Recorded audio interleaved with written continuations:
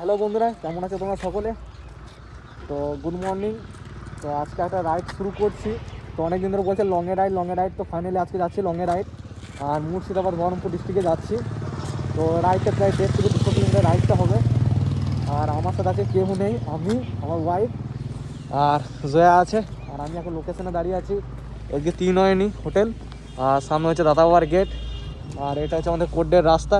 আর অপর দিকে যেটা রয়েছে বাস স্ট্যান্ড, আর ডান দিকে গেলে দুবরাজপুর রোড। তো এখানে আমরা দাঁড়িয়ে আছি। তো এখান থেকে যাবো। তো দেখো ব্লগিংটা কেমন লাগছে। তো ভালো লাগলে লাইক কমেন্ট সাবস্ক্রাইব শেয়ার করে দিও বন্ধুরা। ফাইনাল চলে এলাম মোটরবোলিং সেটাবে। তো এইটা প্রচুর আওয়াজ আছে, সেই কারণে যেন গাটা লাগিয়ে দিচ্ছি, তোমরা নিশ্চয়ই দেখতে পাচ্ছ। তো এখান থেকে সোজা সাইটিয়া রোডটা ধরবো প্রথমে, আর আমরা সোজা সাইটিয়ায় চলে যাবো 3 বাজারের ভিতর দিয়ে রোডটায়। কেন, যেহেতু ওইদিকে যে মেন রোড দিকে যে অতিরিক্ত ধুলো খেতে হবে, আর ঘুরতে একটু বেশি হবে, যেহেতু আমাকে কোটাসও যেহেতু যেতেই হবে ধরো, সেই সুতরাং ওই রাস্তায় যাবো না।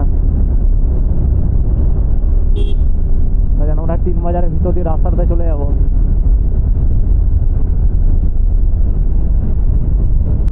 তো আমারই ভুল, আজকে হচ্ছে বৃহস্পতিবার, মার্কেট বন্ধই থাকবে ধরো, কারণ মাছের বাজার ধরো আছে বন্ধ। সেই কারণে যেন ওইদিকে যাবো না, মেন রোডে চলে যাবো। যেহেতু 10 টাকা লরি যখন বেরিয়ে আসছে, নিশ্চয়ই রাস্তা ফাঁকাই আছে।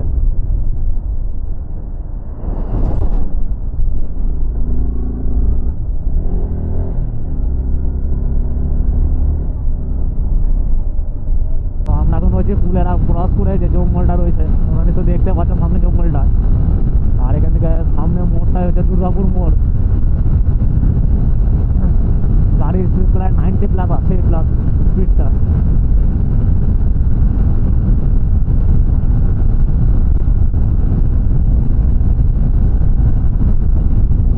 কারণ যেহেতু মিটার বন্ধ, এটা হচ্ছে আমাদের দুর্গাপুর মোড়।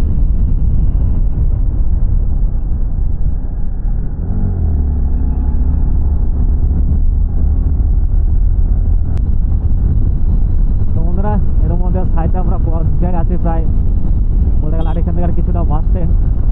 আর ডান দিকে দেখতে পাচ্ছি এইচপি পেট্রোল, যেটা আমার সাইডটা ব্লগটাতে দেখেছিল রিয়াকশনটাতে। এখানে সবাই মিলে তেল নিতে দাঁড়িয়েছিলাম, কিন্তু তেল পাইনি।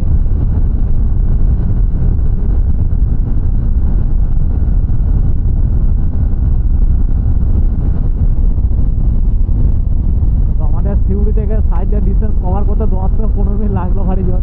তা লাগেনি 15 মিনিটও লাগেনি, 10 মিনিট হবে।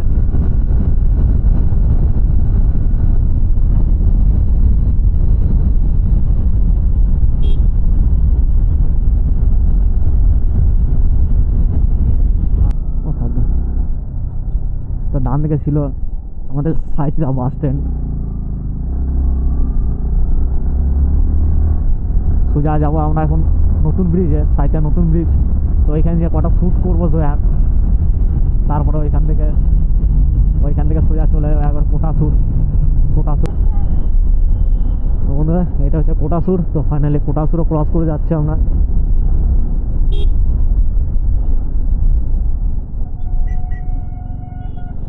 ঘর থেকে বেরিয়েছিলাম 7টা এরকম কিছু বটে, এখন মাত্র 7:30, তার মধ্যে কোটাসুর ক্রস করে গেছি।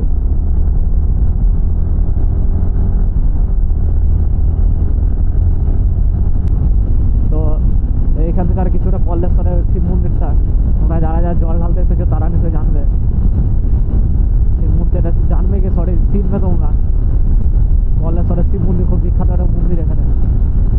এখানে গিয়ে আশেপাশের মধ্যে সবাই ধরো চিনে জায়গাটা, কল্লেশ্বর শিব মন্দির।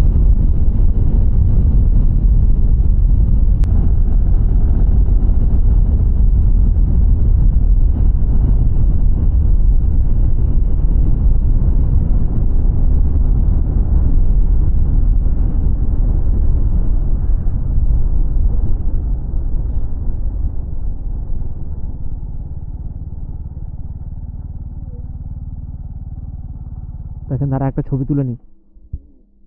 তো বন্ধুরা, এখানে এসে দাঁড়িয়েছি, আর সামনে রয়েছে welcome to Gangarampur toll plaza to Saithia কি সুলতানপুর রোড।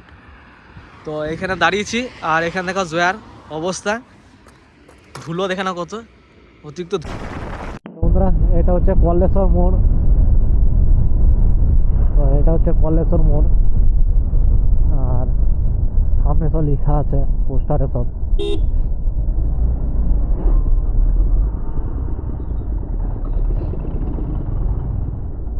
এই ডান দিকে রাস্তাটাতে সোজা গেলে আর কিছুটাকেই আমাদের কলেশ্বরের সিরিয়া ফারাক্কা 115, মালদা বহরমপুর 50 কিলোমিটার। তো মনে হয় ভাইরা বোধহয় যদি এই গাড়িটাতে থাকে, নাম্বার হচ্ছে 4921, কেন ভাইরাও ধরো আজকে যাচ্ছে, যেহেতু ভাইরাও আজকে বাড়ি ফিরছে।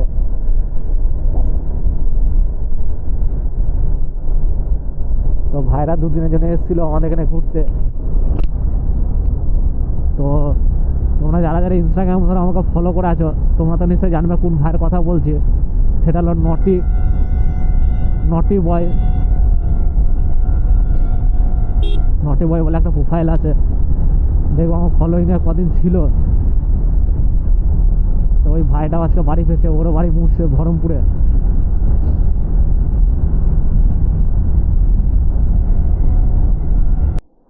তোমরা এই ডান দিকে দোকানটাতে দাঁড়িয়েছিলাম চা খেতে। তো এবার এখান থেকে বেরোনো যাক। এরপরে কি একটা আন্ধি নাকি একটা জায়গা আছে, তারপর আন্ধি পেরিয়ে পুলি, তারপরে বহরমপুর।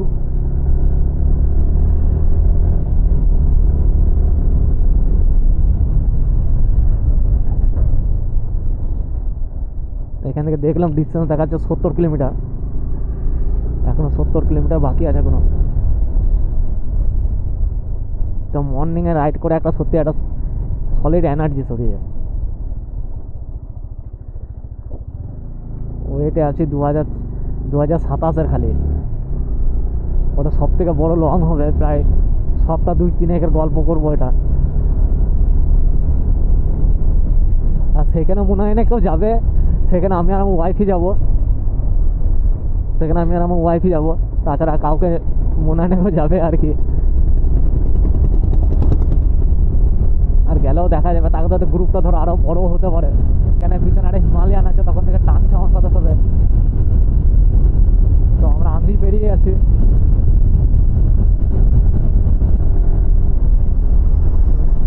দেখো পাশ দিয়ে মারছে, দেখে শুধু ওকে লিফটিন দেবো, খানিক সময় লাগবে খালি।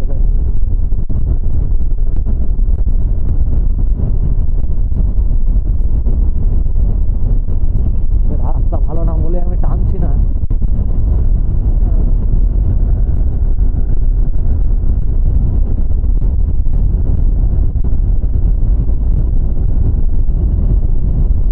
রাস্তাগুলো খুব একটা ভালো না, কোথাও রাস্তা ভালো রয়েছে কোথাও খারাপ, আর মিডিলে ট্রেনের মতন পুরো কাটা। এত সামনে আমার বাস।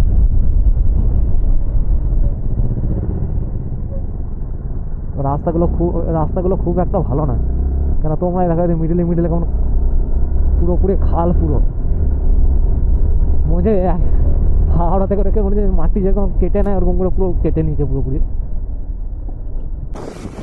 ফাইনালি গঙ্গা ব্রিজ উপরে আমরা উঠছি। তো দেখালাম চারিদিকে পোস্টার, আর এই বাঁদিকে আমাদের গঙ্গা নদী।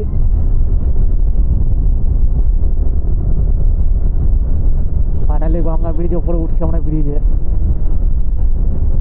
তো এখানে কোথাও সাইড করে একটু দাঁড়াবো, তারপরে দেখে নেবো কোন রাস্তা বা কত দূর ডিস্টেন্স। আর ফাইনালি গঙ্গা ব্রিজ, দেখো সাইডটা, উঠে দাঁড়াও। তো এটা হচ্ছে গঙ্গা ব্রিজ। তো ওয়াইফ প্রচুর খুশি হয়ে গেছে দেখে, দেখো পুরো গাড়ির উপর পুরো দাঁড়িয়ে গেছে।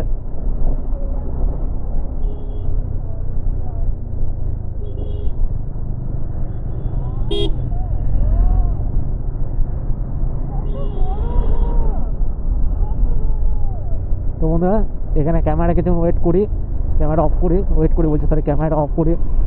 আর ব্লগে অনেক ভুলভাল কথা বলে ফেলাচ্ছি, একটা বলতে যাচ্ছে আর একটা বেরিয়ে যাচ্ছে। আর ঠান্ডাও লেগে গেছে, সকালবেলাতে বেরিয়েছি, প্রচণ্ড পরিমাণে কাশি হচ্ছে। তো এখানে কোনো একটা সাইড করে দাঁড়ায়, আর ক্যামেরাটা অফ করি, ম্যাপটা একটু চেক করি না, এখানে মাউন্ট করে নেবো ভাবছি ফোনটা, তারপর তোমাদের সাথে আবার দেখা হচ্ছে। তো বন্ধুরা ফাইনালি চলে এলাম গঙ্গা ব্রিজের নিচে, আর ওপরে দেখছো ওই গঙ্গা ব্রিজ, আর আমরা প্রায় জলের ধারে প্রায় দাঁড়িয়ে আছি, ওইদিকে সব চান টান করছে, ওইদিকে যেহেতু ক্যামেরা করতে পারবো না, যেহেতু গাল ঠাল দিতে পারে বা বকা টকা করতে পারে, সেই জন্য আমি আর মোবাইল পাচ্ছি দেখে আমি আরও দাঁড়িয়ে আছি ওপরে ব্রিজ। আর এইদিকে গঙ্গা নদী, ওইদিকে নদী দেখতে পারে, কারণ আমরা দুজন হচ্ছে বাবার ভক্ত, আর বাবার ভক্তরা বাবাকে খুঁজে পাবে না, দেখুন হতে পারে না। দেখো এখানে এসেছি, এখানে একটা শিবলিং রয়েছে দেখো, তো কাছে যেতে পারবো না কিছু রিজনের জন্য, তাও কিছুটা এগিয়ে যাচ্ছে সামনে। ওপরে একটা বট গাছ আছে, আর এখানে বাবার মূর্তি, আর বাবার ভক্তে বাবার দেখা পাবো না, হতে পারে না কোনোদিন। তো গাড়িটা নিচে পার্কিং করে এসেছি, আর গাইস গঙ্গা ব্রিজ হাঁটতে যাচ্ছি। তো রাস্তা দেখো, তো ভরা পাবলিক, আমি আর ওয়াইফ, দেখো রাস্তা হেঁটে হেঁটে হেঁটে। তো বন্ধুরা আমরা যেখানে দাঁড়িয়ে আছি বা যেখানে হেঁটে হেঁটে যাচ্ছি, এটা পুরো কি আছে দেখো, পুরো বাজার, এটা ফাঁকা বাজার। আর এটা হচ্ছে মোড়ের মাথাটা, 3 রাস্তা মোড়। আমি আর মোবাইল হাঁটতে যাচ্ছি, দেখো ও টাইট হয়ে গেছে হাঁটতে হাঁটতে, আর আমার অবস্থা খারাপ। আর বাইকটা যেখান থেকে রেখেছি প্রায় এখান থেকে 200 থেকে 500 মিটার দূর হবে রাস্তাটা। যেহেতু গাড়ি লাগানো, এগুলো পজিশনে গাড়ি লাগাবো ভাবছিলাম, যে পুলিশে যদি ফাইন টাইন করে দেয় সেখানে যখন লাগিয়ে সেখানে ফুটপাতে ধরো। তারপরে রাস্তা হাঁটছে, পুরো পাবলিক প্লেসে ব্লগিং করছি, কঠিন ব্যাপার। আমার ভাই আস্তে আস্তে বড় সড়ো ব্লগার হয়ে যাচ্ছে, পুরো পাবলিক প্লেসে ব্লগিং করছে, পুরো পাবলিক প্লেসে।